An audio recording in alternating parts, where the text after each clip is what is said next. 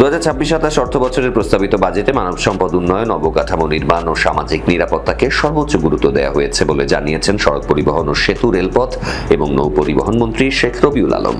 বলেছেন, এটি রাষ্ট্রীয় সম্পদের সর্বোত্তম ব্যবহার নিশ্চিত করার একটি প্রক্রিয়া। রোববার 28শে জুন জাতীয় সংসদে 2026-27 অর্থ বছরের প্রস্তাবিত বাজেটের উপর সাধারণ আলোচনায় অংশ নিয়ে কথা বলেছেন তিনি। দেশে এই বরাদ্দ দেশের 18 কোটি মানুষকে দক্ষ মানব সম্পদ হিসেবে গড়ে ওঠা এবং তাদের সক্ষমতা বৃদ্ধিতে গুরুত্বপূর্ণ ভূমিকা রাখবে।